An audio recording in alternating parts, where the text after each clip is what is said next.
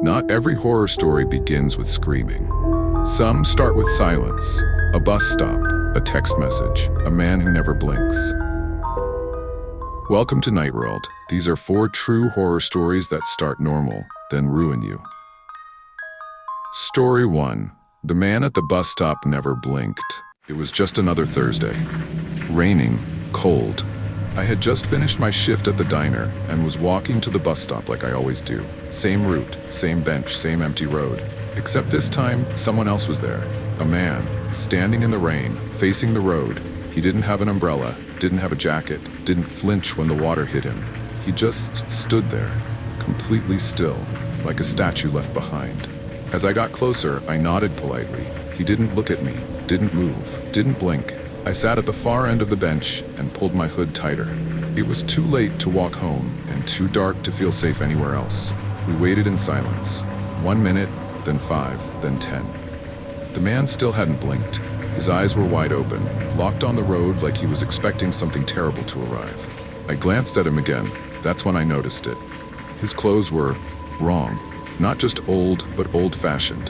Heavy wool coat, worn leather shoes. A shirt buttoned to the very top, tight against his throat, almost like someone had dressed him, not like he chose it himself. And then there was his skin. It looked gray, not pale, not sick, just wrong, like wax, like he hadn't moved in days. And then something else. He wasn't getting wet. The rain hit the sidewalk, hit the bench, hit me, but not him. He was dry, completely. Even the pavement under him was untouched. That's when the fear started to crawl in. A slow awareness. A cold rising in my chest like smoke. I checked my phone, 6:31 p.m. I stood up slowly, and then he turned. Not all at once. First his head, then his body, and finally his eyes. They locked on mine. And in that moment, I knew I'd seen him before, a week ago, late at night, in my bedroom window. I thought it was a shadow, a reflection. I told myself I was tired, but it was him. Same coat, same eyes, same stare. And now he was here, watching, waiting. My chest got tight. My ears started ringing. I stepped back toward the curb. And then the bus pulled up. I didn't look at him again. I jumped on and sat in the very back. Didn't speak, didn't blink, didn't even breathe. Right until 3 stops later.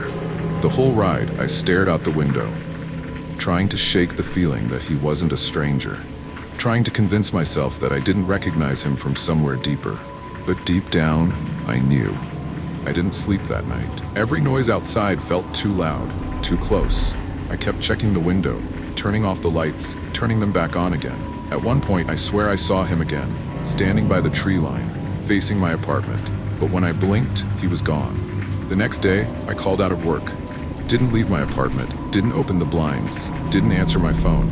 But at exactly 6:47 p.m., my phone buzzed. It was a text from an unknown number.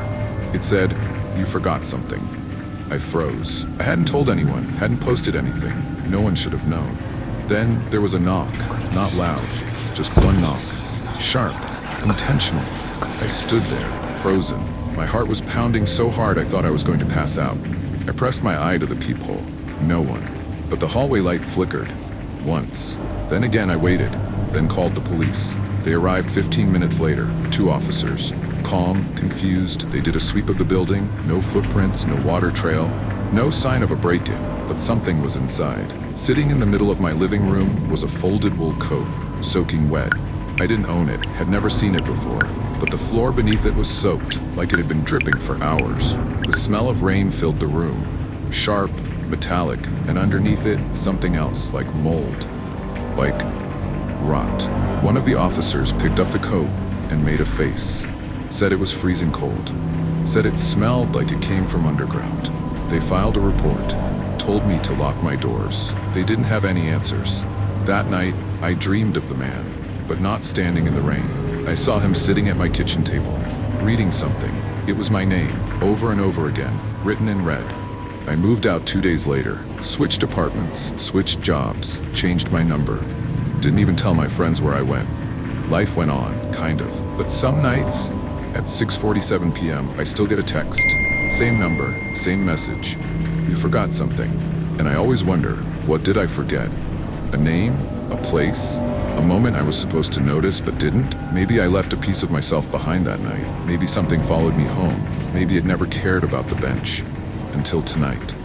Tonight, I checked my phone. There was a second message. I never left. And then I heard it.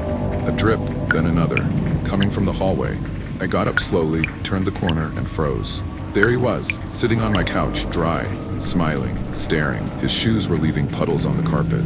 His coat was still dripping, but his face was calm, too calm, like he'd always been here, like he never left. And even now, he still hasn't blinked.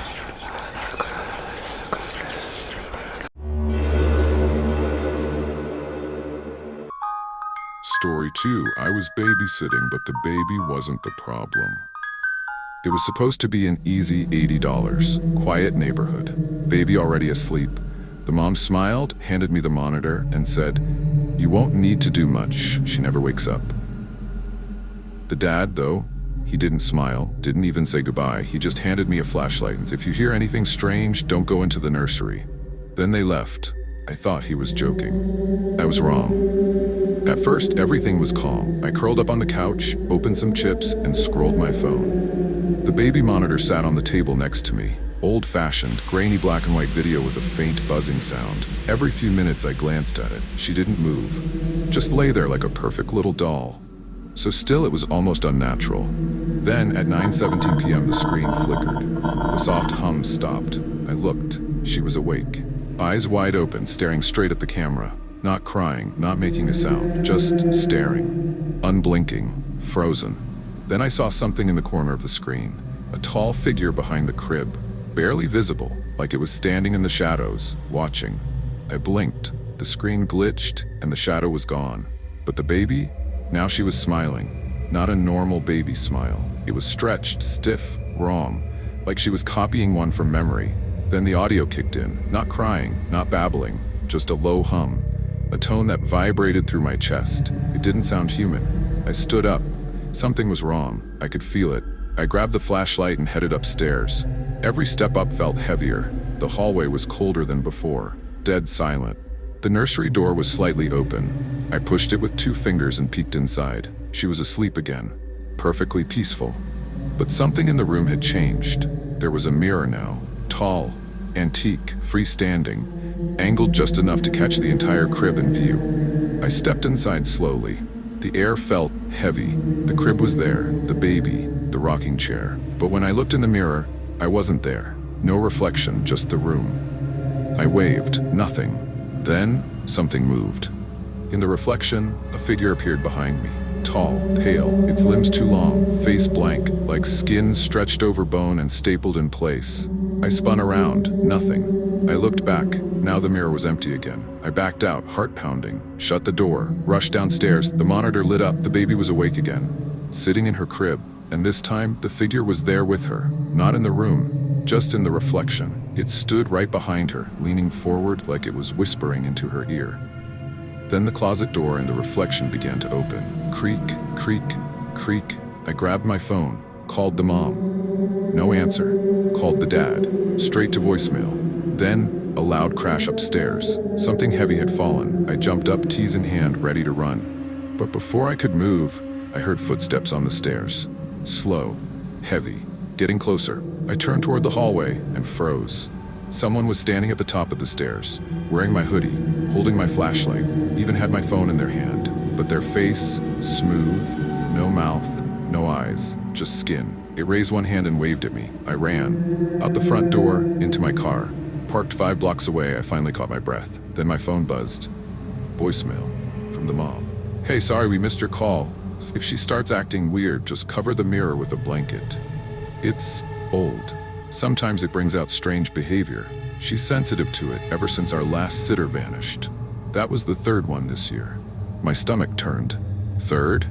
Then she added, "We didn't want to scare you, but the mirror's from an estate sale. The woman who owned it, she died looking into it. Froze in place, eyes wide open. And ever since we brought it into the house, well, the nursery's never been the same." I looked at the baby monitor again. The figure was still there. And now, it was holding something.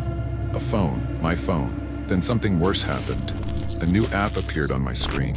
Live nursery feed. I didn't download anything. I tapped it. The video showed the baby's room, the mirror, and someone standing in front of it. Me, only I wasn't moving. just standing there, frozen, staring, smiling. But I was also in the car, watching myself. The figure behind me tilted its head, then the screen flickered. Two versions of me. One blinked, the other didn't. And then my phone camera turned on, by itself, facing me, and behind me in the back seat, a tall shadow, smiling. Story 3. I picked up a call from an unknown number. I should have let it ring.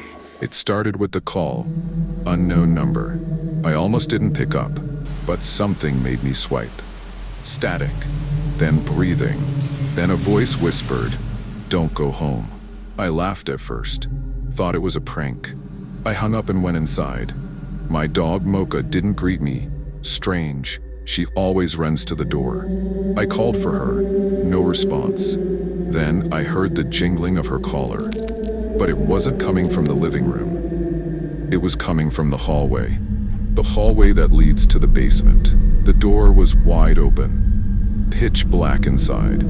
I never leave that door open. "Mocha?" I whispered. The jingling stopped. Then my phone rang again. Same unknown number. I picked up. This time, the voice said, "Don't look at the mirror." Then silence. Goosebumps crawled down my arms. There's a mirror at the bottom of the basement stairs. An old one. Tall. Freestanding. I got it at an estate sale years ago. I walked toward the basement door. Slowly. The air felt thick. My dog's collar jingled again, now louder. I flicked on the basement light. It didn't work. I stood at the top of the stairs, shining my phone flashlight down. There, at the bottom, the mirror, and in it I saw someone. But it wasn't me. They were wearing my clothes, but standing still, head tilted slightly, smiling. I stepped back. My phone buzzed again. Unknown. This time the voice said, "It sees you now." I slammed the basement door shut and locked it. Ran to the kitchen, heart racing. That's when I noticed Mocha in the backyard, pawing at the glass, whining. How did she get out? I unlocked the sliding door and let her in. She ran straight to the basement door, sat there, staring, growling softly. My phone buzzed. A new message. From an app I didn't recognize. Live feed activated. I didn't install anything. I opened it. It showed a grainy video feed of my hallway. Then it moved. Now it showed the basement. And that mirror. Only now, the reflection was walking. Up the stairs. Toward the camera. Toward me. I closed the app. My lights flickered. Mocha whimpered and ran upstairs. I followed her, slamming the door behind me. I locked myself in my room. I should have called the cops. But what would I say? There's a reflection in my basement, trying to be me. My phone buzzed again. A voicemail. I played it. It was my voice, breathing heavy, sobbing, saying it's already too late. I threw the phone across the room. Then I heard the basement door open. The creak echoed through the house. Mocha barked once, then silence. I opened my window. I was ready to jump, but then footsteps on the stairs. Slow, measured, then knocking on my bedroom door. 3 taps. Then the voice, my voice. Let me in. I stayed frozen, praying, trembling. The knob turned, locked, for now. Then, nothing. Silence. Hours passed. I stayed curled on the floor, clutching a lamp like a weapon. Morning came. Sunlight filled the room. I opened the door. No one there. I crept downstairs. Everything was normal. Basement door closed. Mocha sleeping peacefully on the couch. My phone was back on the kitchen counter. No app. No voicemails. Nothing. Had I dreamed it? Then the landline rang. I don't even use it. It's there for emergencies. Never rings. I picked it up. The voice whispered. Answering was the emergency. Click. Then silence. I booked a motel for the next few nights. Far away. No mirrors. No landlines. But that night, as I showered, I heard knocking. Not on the door. On the mirror. 3 slow taps. I flung the curtain open. Empty room. Steam everywhere. Mirror fogged up. The words began to appear, written from the other side. Answer it. I didn't sleep. I threw my phone in the motel pool the next morning. Bought a burner. New number. Didn't matter. As soon as I powered it on, same black icon appeared. It opened without me touching it. There was the house, the hallway, and now the door was open. He had left the mirror, the reflection me. He was walking the house, picking up my old clothes, smiling, wearing them. Then that night, I woke up in my car. I didn't remember falling asleep. The mirror on the motel dresser was gone. In its place, a rotary phone, ringing. Mocha was nowhere. My keys, missing. Then I looked down and saw something worse. My reflection in the car mirror was gone. I reached up, my face wrong. My mouth felt stiff. My smile didn't stop. I screamed, but no sound came out. Only a low, vibrating hum, like the baby monitor, like the basement phone, like the house was inside me now. Then my phone buzzed. Voicemail transcription. You've been chosen. You're the mirror now. Someone has to watch. Someone has to reflect. You answered. My reflection blinked. I didn't. Now I'm stuck, trapped inside the hallway camera feed. Every night I stare back at myself, and every night I get closer. Because here's the truth. It's not a haunted house. It's a haunted identity. And once you see yourself in that place, the place sees you back. Then it waits, and waits, until it doesn't have to. Until it becomes you. They say never answer calls from unknown, but no one tells you what happens when the call isn't coming from outside. It's coming from who you were supposed to be. Story 4. We played hide and seek. My friend never came out. When I was 9, my best friend Elijah went missing during a game of hide and seek. We were playing in the woods behind my grandfather's cabin. He was it. I was hiding, but he never found me, and I never saw him again. At least, not really. Let me back up. It was a summer trip. My parents dropped me off for a week. Just me, Grandpa Joe, and Elijah. The cabin sat near the tree line, far from town. No cell service, no neighbors, just wilderness. Elijah was the only kid around my age for miles. We clicked fast, spent days building forts, climbing trees, pretending we were explorers. Then, on the 3rd night, we played hide and seek right before sunset. We took turns. Then it was Elijah's turn to count. He turned to the tree, covered his eyes, and started counting down from 30. I ran into the woods to hide. I remember the cold feeling in my chest, like something was watching me already. But I figured it was just adrenaline, kid stuff. I found a hollow log, curled inside, and waited, and waited, and waited. But Elijah never came. After maybe 20 minutes, I came out, laughing. All right, you win, give up. Nothing. I called again, still nothing. It wasn't like him. He wasn't the prank type. I ran back to the cabin, but he wasn't there. Grandpa hadn't seen him either. We searched the woods for hours. Then the next day, then the police came. Nothing. No signs of struggle. No blood. No trail. He had vanished like smoke. The town assumed he got lost, maybe taken by an animal. But I always knew it wasn't that. I didn't know how I knew. I just felt it. He didn't get lost. He was taken. 10 years passed. I never went back to the cabin. Not until last month. Grandpa Joe passed away. Left the place to me. It was still exactly how I remembered it. Same creaky floorboards. Same pine smell. Same cracked window by the kitchen sink. I thought maybe going back would bring me peace. Closure. I was wrong. The second night, I heard something outside. It was just after midnight. Windless. Silent. I was brushing my teeth when I heard leaves crunch behind the house. I turned off the faucet and listened. Crunch. Crunch. Pause. Crunch. Then a whisper. Sound you. I froze. The voice? It was Elijah's. I ran to the back door and flipped on the floodlights. Nothing. Just trees. Dark shapes. No movement. I told myself I was imagining it. Sleep deprived. Trauma. Memory playing tricks. But the next morning, I found something near the tree line.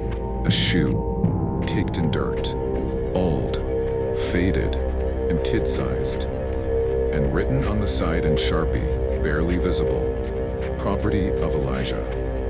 That night, I dreamed I was back in the woods. Only it wasn't a dream. I was standing by the old hollow log. Something whispered behind me.